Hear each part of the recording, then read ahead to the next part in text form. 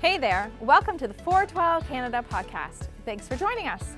My name is Kim Hutchins, and at 412, we're equipping the church for greater influence through serving. 412 is a ministry of Faith Baptist Church in Huntsville, Ontario. We are so excited to be able to continue to equip you through our podcast and YouTube. And today, I am thrilled to bring you Dr. Rob Meeder. Rob was on our podcast last year, and we chatted about healthy limits with technology, mental health and anxiety, as well as collaboratively problem solving as a family. There were so many helpful things that we packed in there that we thought, you know what, it would be so great to bring Rob back. Rob is one of the hosts of the Smart Family podcast, which offers practical advice for all family relationships and to help you love being home. Rob is also the Director of Family, Child, and Youth Mental Health at Waypoint Center for Mental Health Care, and he's been practicing in the Simcoe-Muskoka area since 2003. And in today's episode, we are going to talk about how youth are handling schools reopening, ongoing anxiety and resiliency, and what parents are seeing. Let's get started.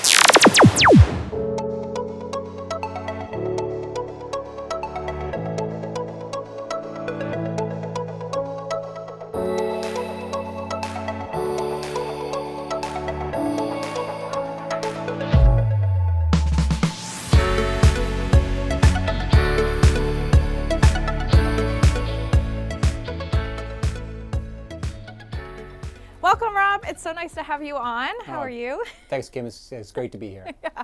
Now, we chatted about, it was just over a year ago, right? So a lot's happened. Totally. Yeah. How have things been? Well, like you said, a lot happens in 1 year. And especially nowadays, it seems like a lot more happens in a year than ever before. So I think when we last talked, we were sort of halfway through the COVID situation compared to where we are now. Another year's passed, and I would say it's been a year of ups and downs. It's been busy, as you can imagine. My field is mental health, and so I see kids really from 0 to 18 with any sort of concerns that are mental health related or behavior related or development, and so you can imagine we've had the ups and downs. We've had schools open again, and then close again, and then close, and online, and then in person. Yeah, totally. And so we kind of thought, after Delta that was it, and then Omicron hits, and then vaccines rolling out, and kind of being introduced to different age groups, and so it's been a real roller coaster of a year. Absolutely. I feel like we're kind of getting maybe towards the ending of some things, and hopefully a newer beginning. So I'm optimistic, as I always am. Yeah, so. Which is great. And how's your podcast going? Good. Yeah. No, we're I think episode 56 of the Smart Family podcast. Yes, so my co-host Tony Newhoff and I we're always looking for exciting content to interview experts on areas of mental health and parenting and marriage as well. So that's Tony's sort of thing that she's really passionate about. So we talk about all those different topics, and we've gotten some great feedback that's been useful. So for sure, that's been fun. That's amazing. And how about your family during this time? Have you guys had any time? Good time together? Yeah. Well, you know what? It's crazy because you're catching me now the day after we finally got away on holidays. Yay! Which is so good. We escaped from Ontario the first time in 2 years. Yeah. And got back yesterday. And I have 4 kids, and they range in age now from 12 is my youngest to 17 is my oldest. Yeah. And 3 girls and a boy, and so you can imagine we've kind of seen the gamut of experiences when it comes to school and social things and family issues and stuff like that. So wow. But they're good. That's good. Yeah, that's so good to hear. Yeah, thanks. Yeah, and so last time when you were here, we talked about mental health and anxiety. We talked about healthy limits for technology and collaboratively problem solving as a family, right? Like there was just so much great information. Okay, good. And I know our viewers and those that were listening really benefited from it. We've had some good feedback. And so, I just wanted to, let's start kind of there, where are we now? What's happening? What are you seeing? Yeah, so, I mean, I always joke with my staff, you know, when we've had a slower day, I was like, hey, did we solve all the mental health problems? And is this it? Now, you that know, would be great, right? We're done. We're at the end now, but no. And then, of course, the next day is even busier than the day before. Yeah. And so I do feel like, you know, we've seen a lot of families and kids struggle with anxiety, with stress. Yeah. I think we've seen a lot of more self-reported stress than perhaps, you know, actual diagnosed mental health disorders, which is an interesting thing to think about. Yeah. You know, one thing that we have seen a real true increase in is eating disorders. You know, if you want to spend some time talking about that, we certainly could, because that's an interesting phenomenon that none of us were really expecting. That is actually surprising. Yeah. Well, you know, in retrospect, like looking back at it, maybe not so surprising, but you know, we never would have predicted it ahead of time that we would see such a surge in eating disorders, primarily amongst young adolescent females. Boys too, but you know, girls and boys are affected by that. And we think it's the perfect storm of, you know, isolation, you know, negative influences on social media, unfortunately, to which many teenagers had sort of been flocking, you know, when they were not getting together as much anymore. Yeah, it was just a natural place for them to go, right? And parents were busy and were out, and And then you combine that with a loss of, you know, sense of control. Yeah. And then what can I control? And oftentimes eating is one of those things, and it becomes a disorder. And we've actually seen, you know, 100, 200% increases in clinic visits, in referrals, in people being admitted to hospital for intensive care. And so that's been really hard on a lot of families. And so, you know, that's something that's definitely pandemic related. So, but then I think overall we've just seen an overall increased level of stress. And, you know, when that hits families, it trickles down to all members of the family, including the kids. They sense it. They sense that, you know, we're all a little bit more tense than we were in the past. And for most kids, I'm seeing that as things, you know, in the news ease off a little bit, that tension tends to dissolve and melt away. So that's good. That shows that there's some resilience there. But, you know, in some families and some kids, it's just more heightened, and it will stay that way and for a long time. And I often tell families, you know, what takes years to develop will take years to improve. And so we're now 2 years into a pandemic, and it's not a quick fix. We can't expect that, things are opening up again, you know, next month we'll all be back to where it was. No, it's going to be years, I think. And maybe for some individuals and families, even longer than that. So we've got work ahead of us, and from a mental health perspective, I don't think there'll be any shortage of work, unfortunately. And resiliency, right? Like they're not bouncing back as fast. Right. So that's, you know, that's so you know, I think families and kids and teenagers who had, you know, who were resilient will tend to bounce back. You know, and so those who had, you know, strong supportive relationships and who were able to buffer a lot of the stressful experiences with relationships and experiences that were positive will tend to bounce back quicker. And I've seen that. I've seen a lot of families, you know, as things open up, do well and look forward to, you know, getting back to quote unquote normal. Whatever that looks like now, you know, that's going to be different too. It will be, So, but then, other kids still, you know, if you're struggling beforehand already, even if it's in relationships, in our marriages, in our families, you know, that resilience may not be there, and and that struggle may go on for longer.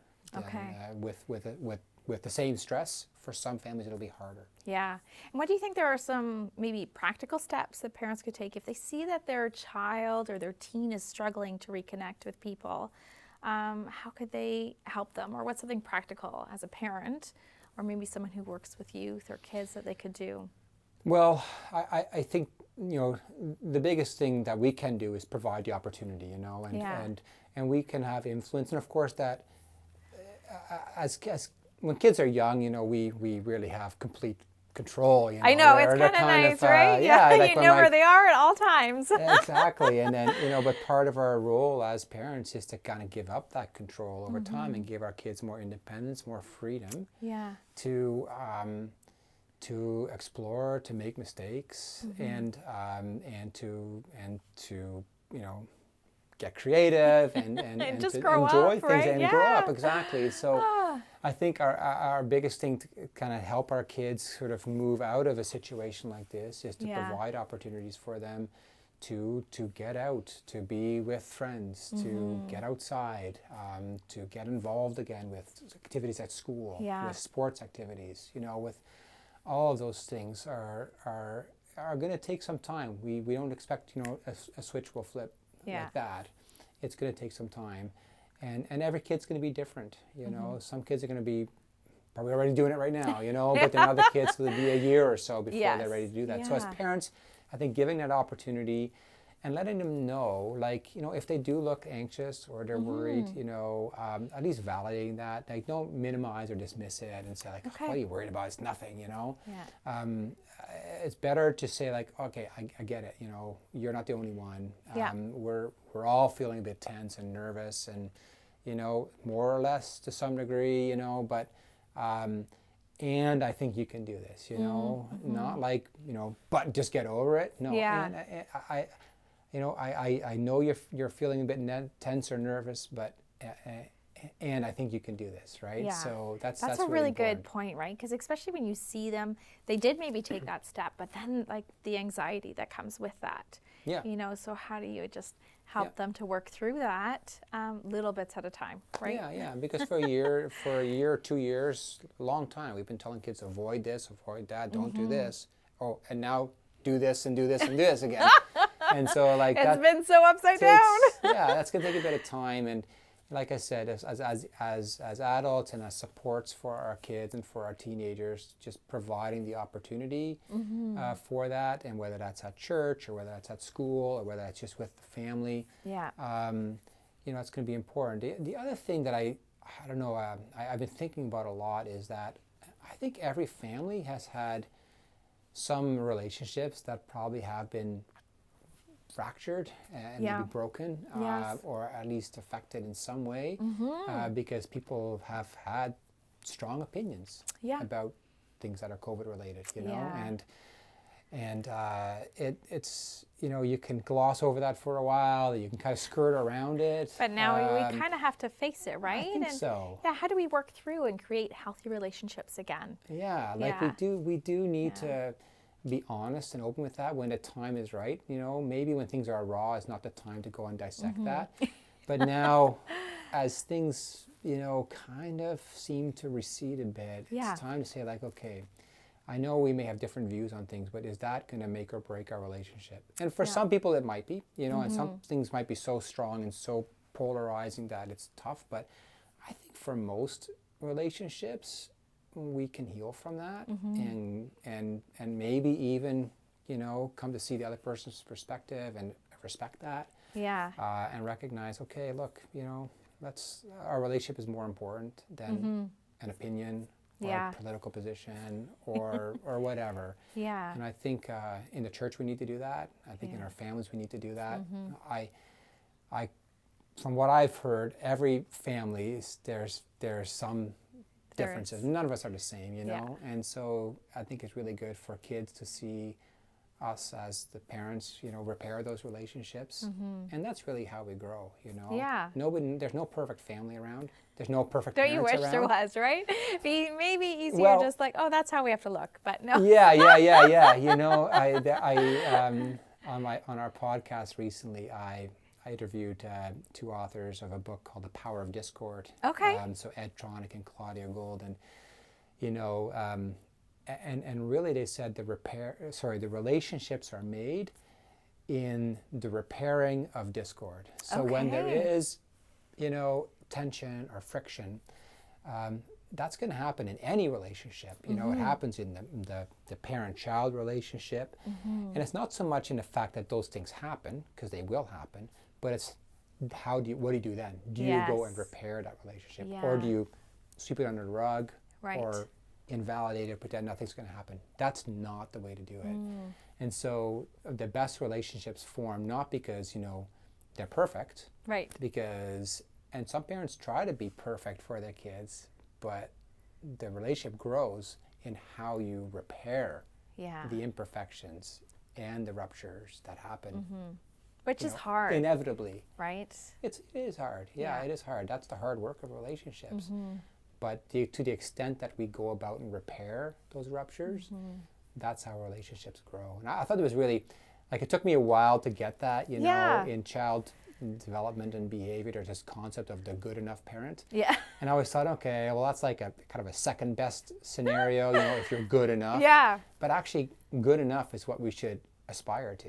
Right. We shouldn't aspire to being the perfect parent, because then our child never gets to experience, repair of a relationship. Yeah. Which is, again, where the growth happens. Yeah. And so being the good enough parent is actually the standard we should aspire to, not the perfect parent. And I think that then spreads to other relationships as well. I think so too, right? And I think our kids, in watching us when things are broken and seeing us work to repair things, that speaks a lot to them, right? Absolutely. And how they're going to maybe look at their relationships. It just really does filter out to everything. Right. And then it also affects how they grow up and become, maybe one day, parents themselves, right? Yeah. So, and then that'll affect their relationships. So. Yeah. Well, and I think right now it's so good if we could talk a little bit about hope. Right? How do we find our hope in Jesus right now? Because ultimately, if we can keep our eyes focused on Him, that will help us in repairing and help us moving forward during this time. Yeah. I always think, when we're in the moment, we kind of get, kind of sucked in to the gravity of the moment, right? Yeah. And I think it's always important just to zoom out a little bit bigger and say, okay, we've gone through this time. To know that we are still part of something much bigger than what we've gone through. And that's not to minimize it, and not to say our grandparents had it worse here and there, Because it has been a difficult situation for all around the world. Yes. But always to be able to kind of keep your eyes on the bigger things and saying, okay, why are we ultimately here? And where is our identity lie? No matter what our, political stripe might be, or our opinion on this, or our experience here, or the stress we've had here, keeping that bigger picture, I think is just really important. That's kept me going too. Personally, it's knowing that I can't get stuck in the mire of the day. And yes, I need to problem solve through that, but sometimes at the end of the day, you just have to just relax, take a deep breath. In that stillness, and zoom out and say, okay, there's more to life than this struggle or this moment or even these year, 2 years. God, there's a purpose sometimes in some of this suffering, right? And again, that goes back to what we were just saying. There's things to be gained from the rupture that happens, from the stress that happens. If that stress is, manageable, we can grow from it. So. Yeah, well, I appreciate you saying to pause and take a breath, because I believe too, last time when you were here, we talked about that, right? Well, it was an audio one, but just to stop for a moment and breathe, right? And just focus. And there's benefit to that, spiritually and but even just physically. Breathing is one of the few, things that we can control. Ourselves, we can control our breathing. It's hard to control your heart rate, but it's one of those few vital signs that we can actually have physical control over. And there's sometimes I felt tense about something or anxious about something, and just taking a deep breath and then just exhaling a little bit longer than the inhalation, and you feel just things calm down. Neurologically, there's benefit there. And then if you fill your mind with something that's, what am I seeing now? What am I hearing now? Just feel the moment. And that can be very calming. So it sounds hokey, but it actually works. No, I know, and it does, right? Yeah, and I love it. I love that you said it then and you're saying it again, because it's a great reminder, and it's something that we can all do. Absolutely. So I think that's fantastic. And what about, what is something that you could say to encourage those that are joining us, whether they're parents or not, or working with kids, but, you know, during this time, we talked a little bit earlier, but what's something that you'd like to share? Well, you know, I think as I look, it's winter now, but, you know, summer's coming up. Yeah. And I'm not sure exactly when this is going to go to air, Yeah. but, you know, there is another season coming up, Yes. you know, and as we shift, I just hope as families we really provide opportunities for our kids. And I'm a little bit worried, Kim, because I see fewer kids signing up for stuff, you know. And I'm not saying we need to go back exactly the way things were, because, you know, things like sports were sometimes really stressful for kids. Yeah, and maybe we do need to change, and we right? probably overscheduled kids a lot, Yeah. you know, and maybe this pause or this break will allow us to recalibrate. But I'm also a bit worried that, you know, we are not going back to sports. We're not going back to church. We're not going back to extracurricular activities. You know, I was talking to a camp director, you know, the other day about like, hey, you know, you must be seeing a huge tidal wave of people signing up to go to camp this summer. He's like, no, it's been slow. I was like, wow, right? So, you know, and here we are in beautiful Muskoka, Yeah. and we know the power of nature. Yes. We know how important it is to kind of get away from the hustle and bustle of things. And I just hope kids do get to experience that more this summer. And so it doesn't have to be through something like, you know, as official as like, you know, a camp registration, but just getting outside and doing things and enjoying nature can be really healing for people. So so I'll encourage families that way, like just, you know, whether it's something formal or something you have to sign up for, or not, you know, get outside, start doing stuff, get physically active, get away from the screens a little bit. You know, we didn't talk about screens too much, but no, we could talk about the next one. Screens have been like in front of our faces now for 2 years straight. So we should try and just feel our senses again, smell things and see things and hear things and really pay attention. I think that's really rejuvenating and restoring. That's so good. And do you have a favorite verse or something you'd like to share? It doesn't have to be specific to a verse, but I think last time I talked about, you know, the still and be still and know Yes. that and that's still That's true, right. because we just talked Still about that true, just now. yeah. And of course, those verses are always true. I think lately I've just been pondering about, you know, around freedom and you know, how Jesus says the truth will set you free, and just thinking about, because we hear the word freedom in the press all the time now. Yeah. You know, we've seen it associated with this pandemic and in various ways, and I'm not going to sort of delve into sort of political issues here, but you know, now we're seeing a war starting in other parts of the world and people's freedom is being taken away. Yeah. And I was like, ugh, that puts a whole different spin on freedom, does. probably more serious than we really ever imagined, and hopefully never happens to us. But you know, this concept of how Christ sets us free, and how the truth will set you free. Yeah. And so again, that's just like zooming out, being part and seeing part of a bigger picture, appreciating, you know, God for who He is and what He's all about in this world. And I think that can be really liberating. Yeah. In a way that's different from maybe our worldly definition of what freedom is, or maybe even transcends that freedom. So. Yeah. I know, that's fantastic. Mm-hmm. Well, thanks so much for sharing. That was amazing. I think that people are going to be blessed when they listen and watch this. And just some great things for us to think about as parents, how we move through this time together, right? Yeah. So, Yeah, we can do it. Yeah. Thanks, Rob. Okay, anytime. For those joining us today, I hope that you were encouraged by my conversation with Rob. If you're listening to the audio version of this podcast, remember to subscribe on your podcast app. And for those watching the video edition, subscribe to our YouTube channel so that you don't miss an episode. Also, hop onto the discussion by following us on social media. You can find us on Instagram at 412 Canada. Looking forward to next time. Thanks for joining us.